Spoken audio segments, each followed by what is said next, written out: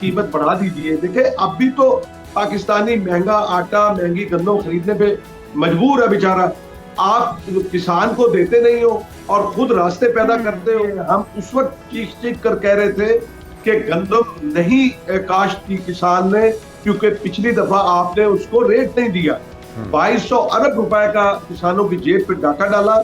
मैं ये कहता हूँ कि ये कैसे मुमकिन हो सकता है कि 45 लाख टन। हमारे साथ सैयद महमूदुल हक बुखारी साहब, चेयरमैन ऑल पाकिस्तान किसान फाउंडेशन मौजूद हैं। वेलकम टू शो कहेंगे आपको।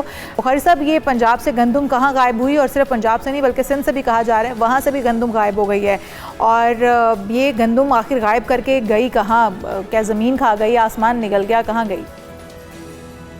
जी बिस्मिल्लाहिर्रहमानिर्रहीम, अल्लाहुम्मा सल्ली अला मुहम्मद व अला मुहम्मद। बहुत शुक्रिया आपका और आपके चैनल का। गुजारिश ये है कि जिस मुल्क के अंदर कोई कानून ना हो, कोई ज़ाब्ता ना हो, कोई पॉलिसी ना हो, और ख़ास तौर पे ज़राअत के हवाले से कोई हुकूमतों का प्लान ना हो, तो वहाँ फिर इस तरह की खबरें आपको सुनने को मिलेंगी। और मैं तो ये कहता हूँ कि ये बाय डिज़ाइन किया जाता है। ये मतलब एक खबर तो बन गई कि जी 45 लाख टन जो है वो गायब हो गई। मुझे बताएं कि आपको याद कराऊं कि जब यहाँ पे गंदम जो है वो मौजूद थी और 35 लाख टन जो है वो और गंदम मंगवा ली गई, और फिर एक बहरान जो पैदा किया गया। तो हम लोग तो बहरान जो है वो पैदा करते हैं, फिर बहरान के खात्मे के लिए फिर हम जो है वो इंपोर्ट करते हैं। ये तमाशा और ये खेल जो है ना, ये जारी है। मैं आपको याद दिलाना चाहता हूँ कि जब ये हुकूमत आई है और आकर इसने पहला जो काम किया, जब गंदम की फसल आई तो इन्होंने कहा जी कि हम गंदम नहीं खरीदेंगे। अरे भाई, आप क्यों नहीं खरीदेंगे? आपका एक जो निज़ाम है पूरा, यानी पास्को का, आपके फूड डिपार्टमेंट का, और इंफ्रास्ट्रक्चर मौजूद है, गोदाम मौजूद है, एक जो तरीका का। हाँ, उसमें अगर कोई खराबी थी, कोई करप्शन थी, तो आप उसको बेहतरी की तरफ लेके आते। आपने पूरे निज़ाम को जग जुम्बिश कलम से उसको खत्म कर दिया और कहा कि नया निज़ाम। मैं आपको याद कराऊं कि जब फर्स्ट टाइम इन्होंने कहा कि हम गंदम नहीं खरीदेंगे, तो उस वक्त इन्होंने फिर हमें कहा कि जी नहीं, हम 20 लाख टन खरीद कर लेंगे।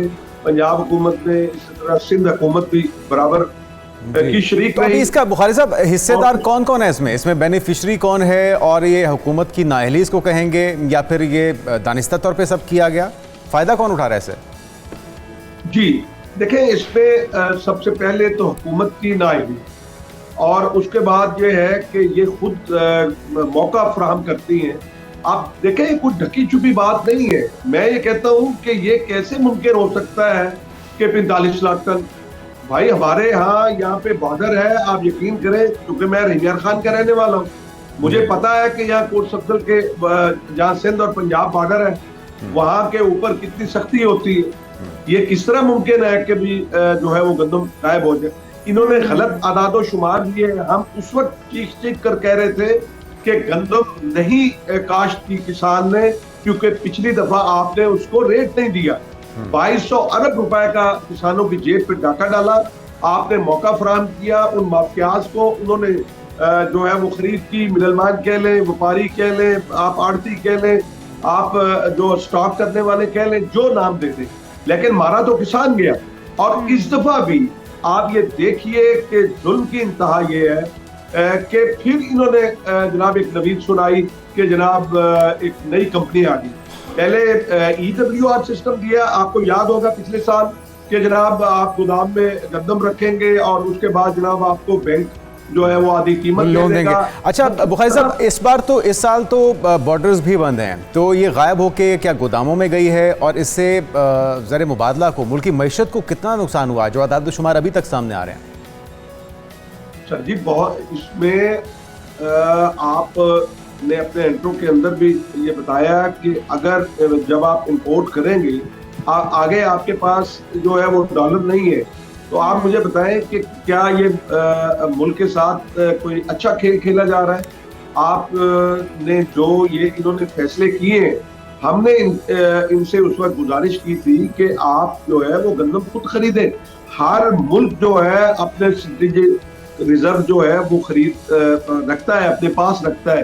खुदा ना खास्ता कोई डिजास्टर आ जाए, कोई इस तरह की सूरत हाल बने, कोई जंग लग जाए, कोई सैलाब आ जाए, तो आप जो है वो आपके पास कम से कम अनाज जो है पड़ा है। और गंदम एक ऐसी फसल है जो ये सारी फसलों का इंजन है और हर जो है वो अच्छा बुखारी साहब, बात आपकी सारी सही है, लेकिन इस वक्त जो मामला उठाया गया है, तमाम अफसरान पंजाब के दीगर सूबों से भी पूछताछ कर रहे हैं कि आखिर ये गंदम किसी दूसरे सूबे में तो ट्रांसफ़र नहीं की गई, वहाँ तो शिफ्ट नहीं कर दी गई है।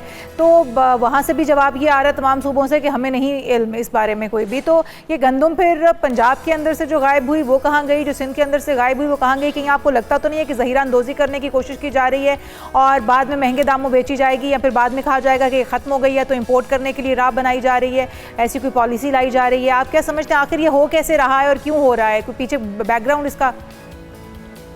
जी बिल्कुल, आपने जो जिन खदशात का इजहार किया है मैं उससे मुतफिक हूँ।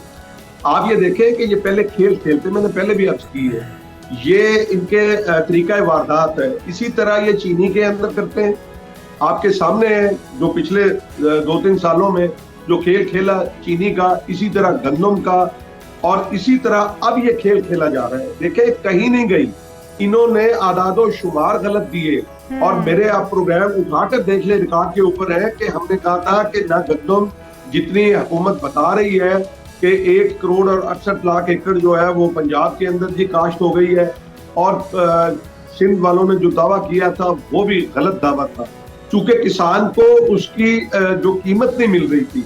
हमने उस वक्त कहा था कि आप कीमत बढ़ा दीजिए। देखे अब भी तो पाकिस्तानी महंगा आटा, महंगी गंदम खरीदने पे मजबूर है बेचारा। आप किसान को देते नहीं हो और खुद रास्ते पैदा करते हो। मुझे बताएं कि ये जो एग्रीगेटर कंपनियां बनाई इन्होंने नवीद सुनाई और वो कंपनियों का राग अलापा गया, इश्तिहार दिए गए और कहा गया कि जनाब ये खरीद करेंगे। वो कंपनियां कहाँ हैं? क्या वजीर आला साहबा को नहीं चाहिए, वजीर आजम साहब को नहीं चाहिए?